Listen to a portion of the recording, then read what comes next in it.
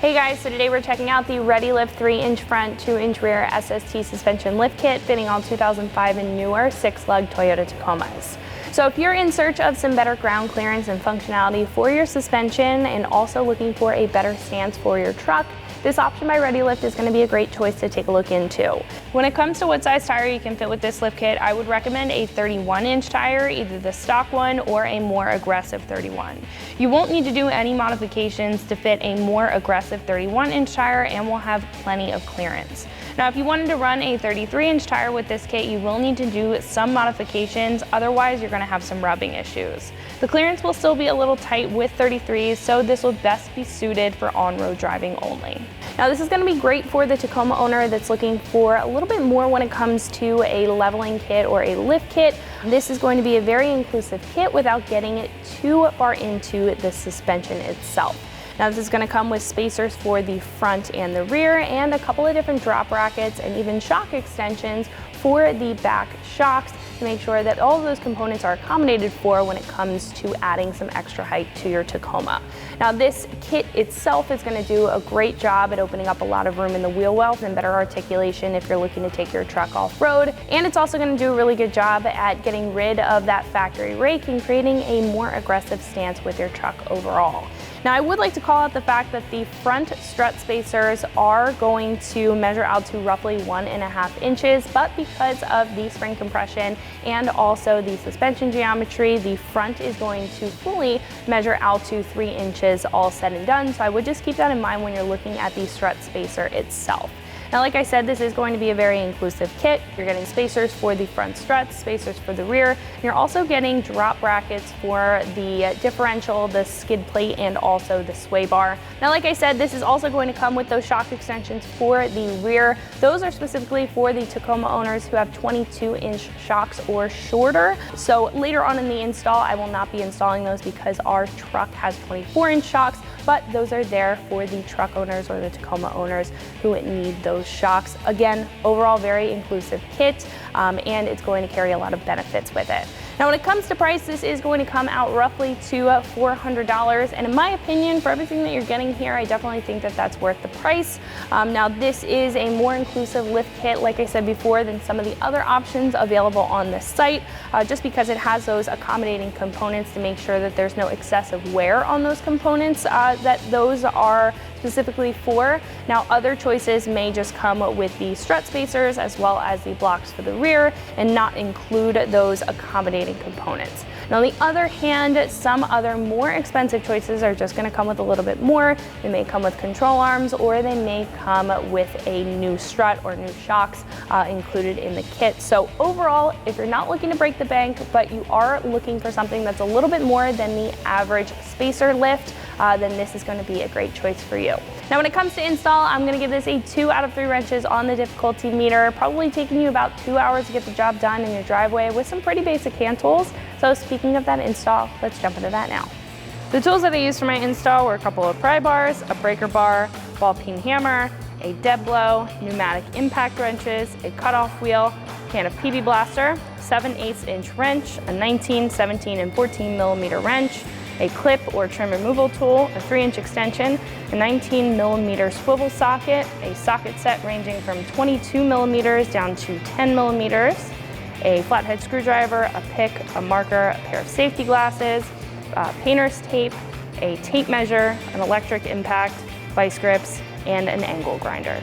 So the first step of our install is to get the truck up in the air and supported. Now, I have it on a lift here, but if you are at home, you can use a jack and jack stands for this install. And then our next step is to take off our front tire. Now, I'm going to be using a 19 millimeter socket and my spline key. However, the tool that you use may depend on what lug nut size that you have. So after the tire is off, what we can do at this point is address our brake lines. There's going to be a brake line bracket on the spindle, one on the frame, and then we're going to have one on the upper control arm. For this step, you're going to need a 12 millimeter socket and a 10 millimeter socket. So I'm going to remove the bracket on the spindle first using a 12 millimeter socket. Now, I'm also using a 3-inch extension to give myself a little bit of room next to this brake caliper here. Once that's removed, you can take out the little hook that's in the spindle, and we can just push it back.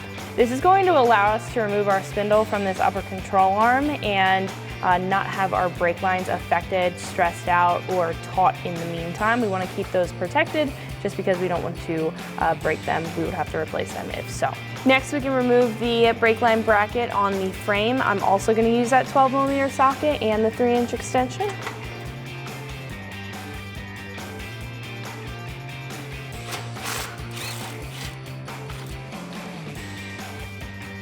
So what we can do now is remove the brake line from our upper control arm. Now what I'm going to do is remove the bracket as a whole, but you can bend back these tabs and remove the line from there. I just find it easier to just remove the whole bracket. So I'm using a 10mm socket. I'm just going to take out that bolt.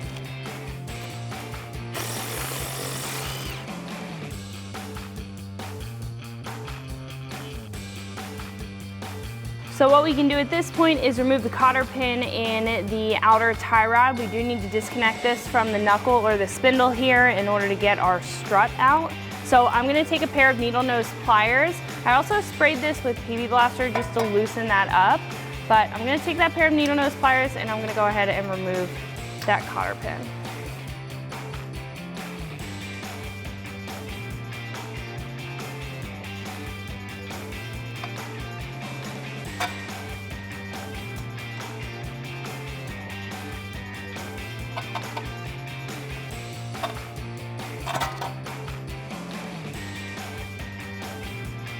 What we can do at this point is remove the castle nut up top. I'm going to be using a 19mm socket to remove that nut there.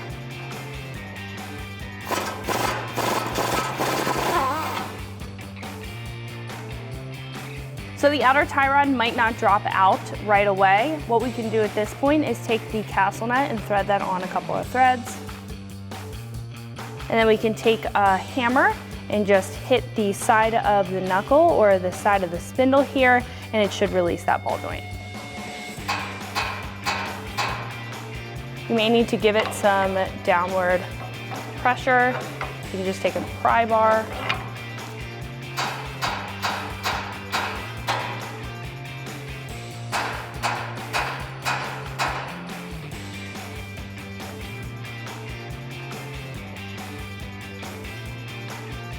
So now that the ball joint released from the knuckle here, what we can do is just remove it completely.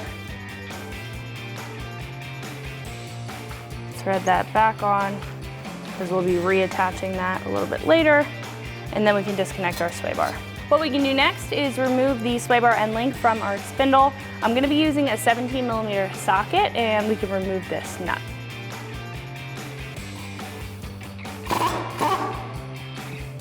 Now, if the ball joint decides it wants to spin, what we can do is just take that pry bar that we used before and just give it some outward pressure, and it should stop it from spinning. So if you were unable to get the hardware for the sway bar end link off with a 17mm socket and that impact wrench, what you can do is remove it with a 6mm Allen socket, a ratchet, and a 17mm wrench. This is just going to allow you to keep the ball joint still while you are removing that hardware. If you do use an impact wrench, sometimes that can move, and even if you put pressure on it, sometimes it just keeps spinning. So this is an alternative method that works pretty well. Just takes a little bit longer. So I'm going to use that 17mm wrench. I'm going to put that on the nut side, and same with the 6mm Allen socket.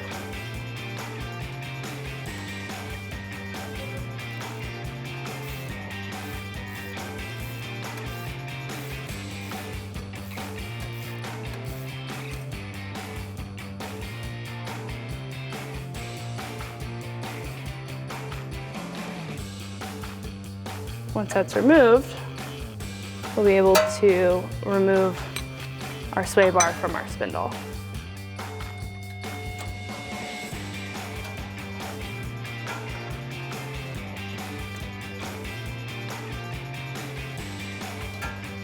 So the sway bar end link wanted to stay in the spindle. In order to get it out, what I'm going to do is just take a punch, and we can put that where we put the 6mm Allen socket. I'm also going to take a dead blow, and we can just tap that out.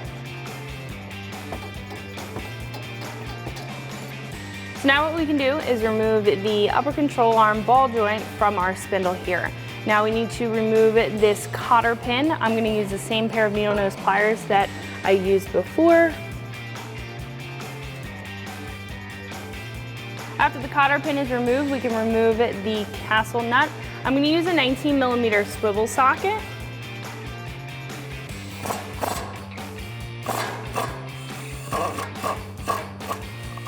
So what I'm going to do is take that completely off, then I'm going to thread it back on, just a couple of threads. Again, we have to tap the ball joint out of the spindle because the ball joint is tapered, so it usually just sticks there like it did with the other two. So again, we're going to have to take a ball peen hammer and tap that out of the spindle. Now the nut there is going to catch it, that's why we thread it on a little bit.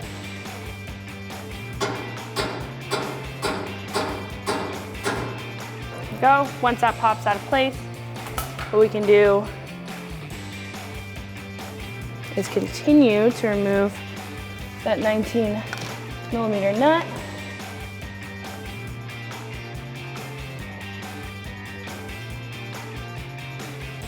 And now when we do this, the spindle is going to fall. Just make sure that you have a hand on the spindle. We're going to carefully lay it to the side because we will need to remove our strut assembly in just a couple minutes.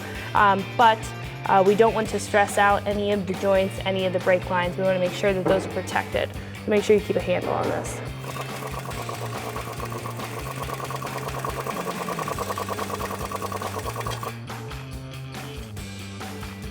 As you can see, that is disconnected. Now what we have to do is repeat that process on the other side because we will need to move our sway bar out of the way in order to remove our strut assembly. So after you've taken apart the other side, what we can do is start to work on our strut assembly. We're gonna have 3 studs at the top. I'm gonna take a 14mm socket and I'm gonna remove that hardware up there.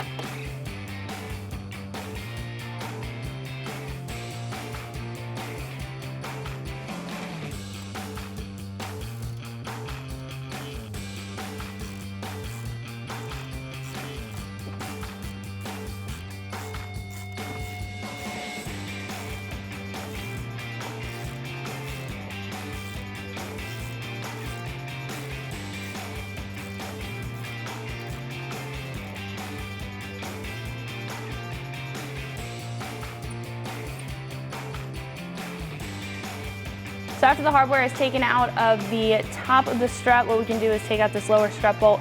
Now for this, I have a 19mm wrench and 19mm deep socket.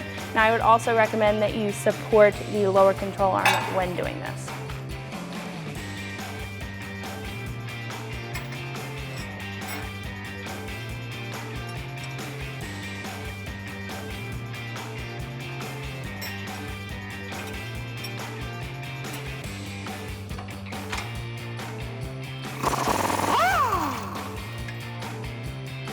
Now to remove this bolt, you might have to play with the height of the control arm itself.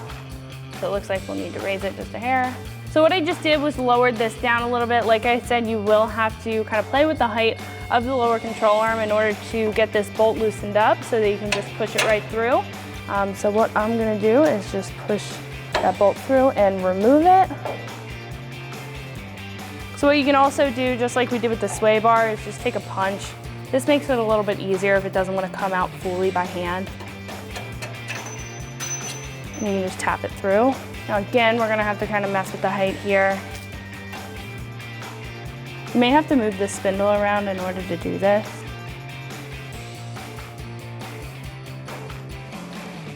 So in order to make room to remove the strut assembly, what I did was pull the sway bar all the way down. The sway bar end link does have to pass that axle, so once it's pulled all the way down, the tie rod is pulled most of the way out, what we can do is just push the strut towards our brake rotor here, or towards the spindle. And we should be able to just pop that out of the way.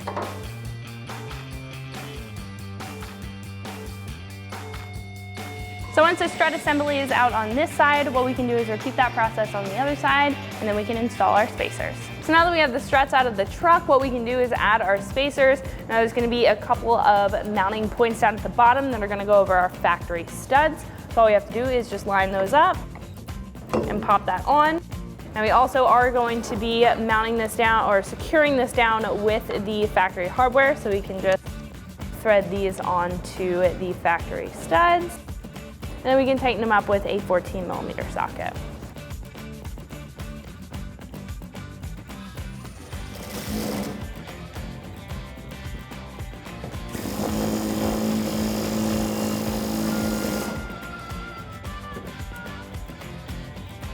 After those are on, we can repeat that for the other strut.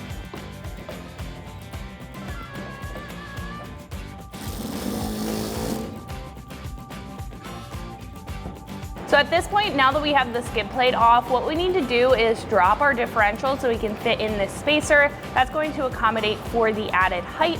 However, we do need to take off this skid plate reinforcement and modify it a little bit in order for our differential arm to drop down. Now this is only going to be true to the driver's side because there is a little lip on the side that will prevent it from dropping down. So we are going to cut out a little piece in order for the differential arm to clear that. So in order to take this off, you're going to need a 17mm socket. We're going to remove those 4 bolts here to fit this spacer in.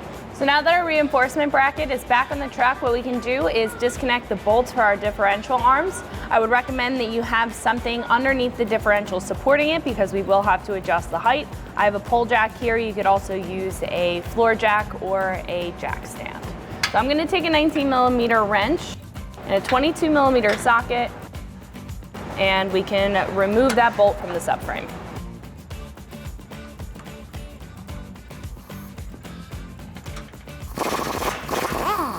Now if this little plate comes out, we will need to reuse that. We can do the same thing for the other arm. So at this point, we can start to lower the differential. As you can see, the differential is going to start to come down, and these arms are going to create some room to where we can fit our spacer in. So just carefully lower it down. I recommend doing the passenger side first.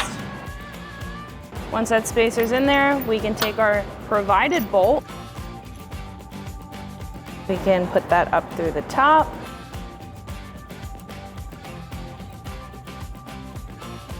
Then we can take the provided nut and thread that on. Then we can repeat that for the driver's side.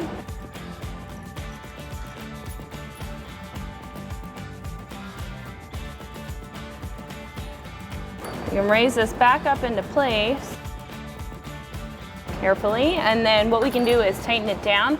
I'm going to use that same 22mm socket for the bolt head side, and for the nut side I'm going to use a 7/8 inch wrench.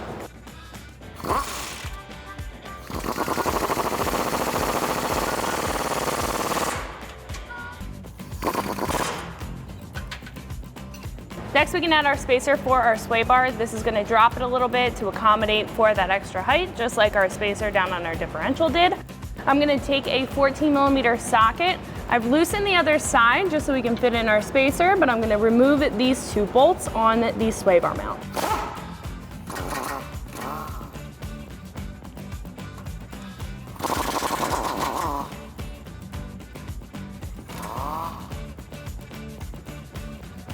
So we'll be able to carefully pull on that mount there. We can take our spacer. Now there's going to be 2 locations on the spacer. The cutout locations are for the factory hardware, that's what I'm going to use, or you can use the provided hardware.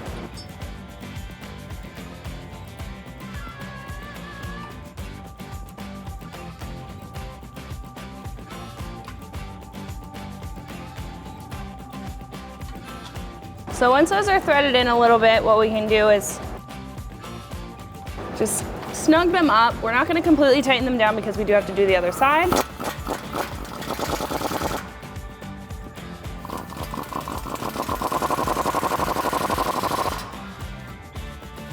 then we can repeat that process on the other side and come back and tighten those up with a 14mm socket.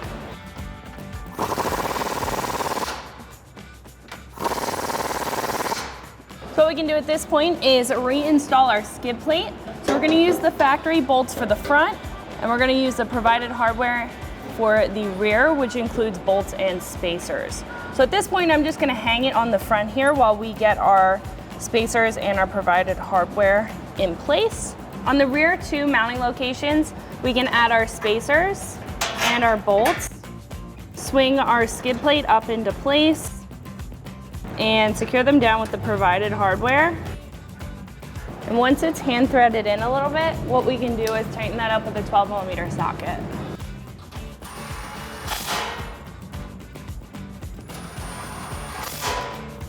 Next, we can thread in and tighten down our front two.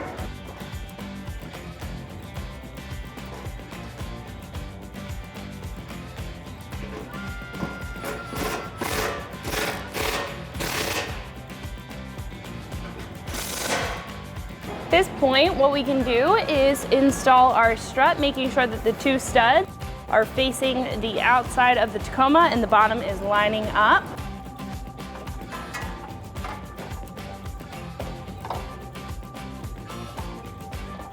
In order to get our strut up and in, we have to line up these top studs with the holes in the top of our strut perch here.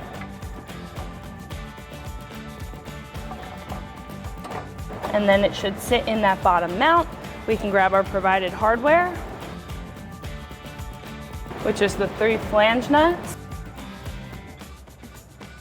And we can thread that on to the strut.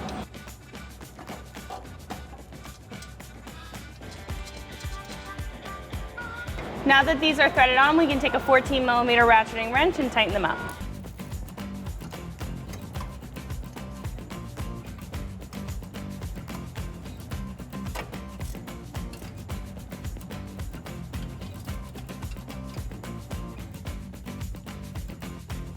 What we can do now is take our factory lower strut bolt and we can pop that through. You might have to tinker with the height of the lower control arm.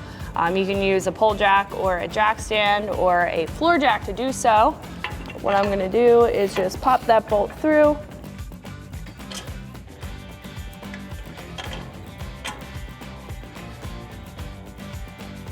If you need to, you can use the punch and the dead blow that we used before, just to pop that through the other side. And we can secure that down with the factory washer and bolt, and we can tighten down our strut assembly and move to the other side. Next, we can tighten up this lower bolt here. I'm gonna use a 19mm deep socket. Now you may need a 19mm wrench as well if the bolt head spins. Sometimes it does, sometimes it does not. Next, we can move up top. So after you've installed the strut on the other side, we'll be able to move the sway bar freely so we can get it back into its place. But first, we're going to attach our spindle here. So we're just gonna pop the spindle back up into place so we can attach it to the upper control arm. So once you have the spindle lined up with the upper control arm, you may have to loosen the upper control arm in order to get this to fit, or just drop down far enough in order for you to get a couple threads. You can raise up on the lower control arm, just be mindful of your lift points when you're doing this. So I'm just using a small pry bar just to pry down on the upper control arm, just so we can get a couple of threads on. Now it might be helpful to loosen the upper control arm in order to get it to drop down far enough, or you could use a small pry bar like I just did. And then what we can do at this point is tighten down this nut here and reattach our cotter pin so it's set at the correct angle, and then we can button up our sway bar end link as well as our outer tie rod. I'm gonna use that 19mm swivel socket that we originally used to remove this. Then we can take cotter pin, put that through, make sure that it hooks on part of that castle nut.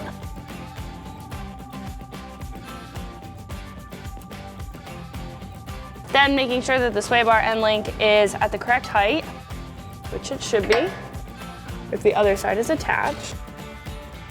We can put that through our spindle, take our factory nut, thread that on. Then we can tighten that up with a 17mm socket. Next, we can take our outer tie rod. We can line that up with our knuckle here. So now we can align our outer tie rod. You may have to move the knuckle itself back and forth in order to get this lined up. Then we can take our factory castle nut, thread that on. We can take a 19mm socket and tighten that up.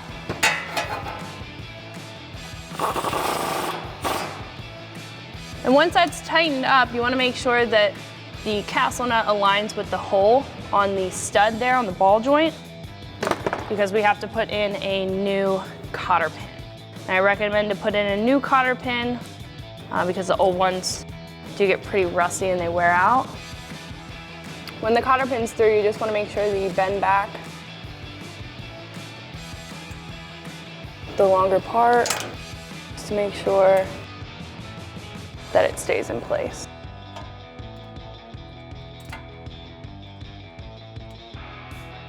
Once that's in place, what we can do is reattach our brake lines. First, we can attach our brake line bracket on the spindle. Thread that factory bolt in by hand, tighten that up with a 12mm socket.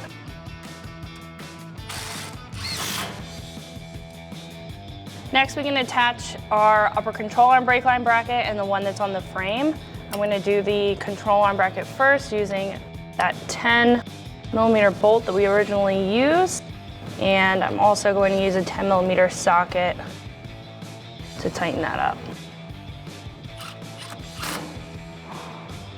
Next, we can attach the brake line bracket that's on the frame here. I'm going to be using that 12mm factory bolt and 12mm socket.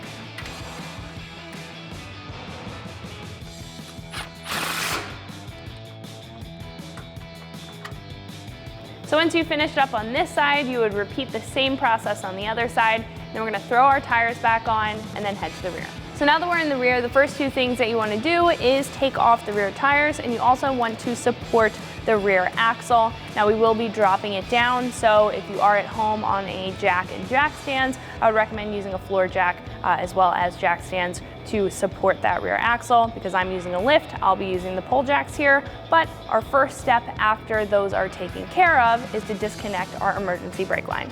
So over on the side, we are going to have a bracket that's connected to our leaf spring that's holding our e-brake line. I'm going to use a 12mm socket to remove the bolt that's holding that bracket on.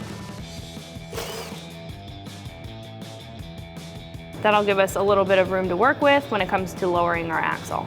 Next, we can disconnect the lower shock bolt. Now, we don't have to completely remove the shock. We just need to disconnect it from the axle to allow the axle to drop. So in order to do this, I'm going to use a 17mm socket and wrench, and we're just going to remove that bolt. So next, we can remove the lower shock bolt. Now, we don't need to remove the shock. We just need to disconnect it from the axle to drop our axle, or allow the axle to drop. So I'm going to use a 17mm wrench and a 17mm socket to remove that bolt. So you might have to kind of play with the axle height in order to loosen that up or get it to wiggle out. Put a little pressure on it, then you can pull it out of the mount itself. Now that our shock is disconnected, what we can do is disconnect the U-bolts that are holding on our leaf spring. Now this is where we are going to insert our block, so we want to remove the U-bolts completely. I'm going to use a 19mm socket in my impact wrench to remove the hardware that's holding on our U-bolts. I also recommend to hit it with a little bit of PB Blaster, just because these can get pretty rusty.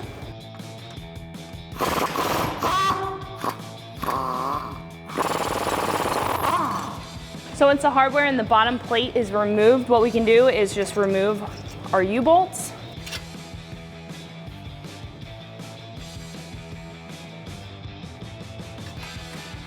So at this point, what we can do is start to lower down our axle so we can fit in our 2-inch block.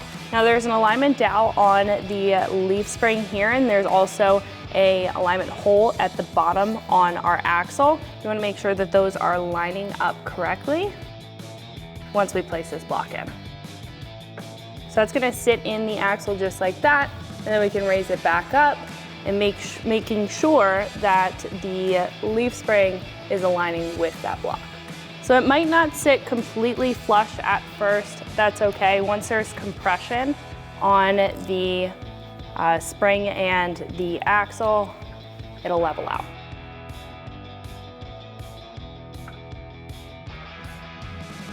So at this point, now that the block's in place, what we can do is grab our U-bolts and our hardware as well as our bottom bracket.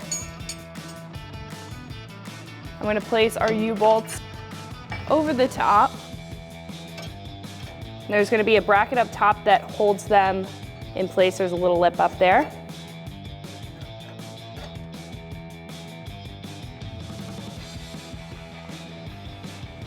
Next, we can grab our factory bracket here. Now, as you can see, these are going to line up.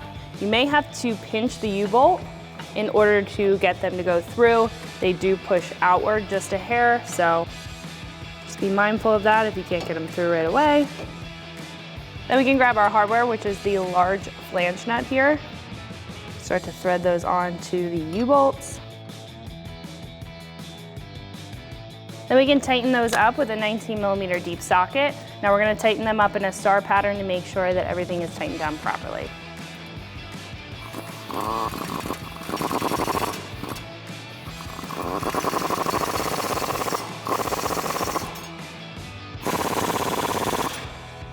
What we can do at this point is raise the axle up in order to reconnect our shock.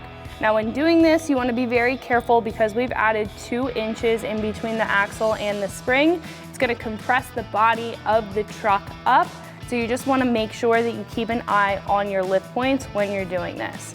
Now what I'm going to do once you have raised the axle enough in order to line up that rear shock, we're going to re-secure that shock bolt.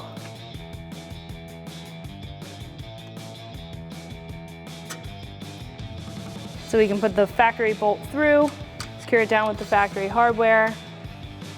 Then we can tighten it up with a 17mm socket and wrench.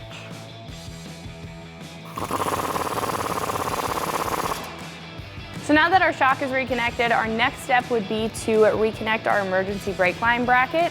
Now because we added 2 inches of lift, this dropped the axle and the bracket is not lining up properly to the leaf spring. Now with this, you don't necessarily have to reconnect this bracket because there's less slack now that the axle is dropped. And there's also a secondary bracket that's up on the frame, so if you'd like to cut this off, you could definitely do so with a cutoff wheel. I am not going to cut our bracket, but you can take a cutoff wheel and get this bracket off of there. Now at this point, what we can do is put on our tires. We're all wrapped up with the lift kit, so what I would recommend is to torque everything down to spec and to take your truck for an alignment, and then you'll be all set to go. So that's going to wrap it up for my review and install. Make sure you like and subscribe for more videos and products just like this, and always keep it right here at extremeterrain.com.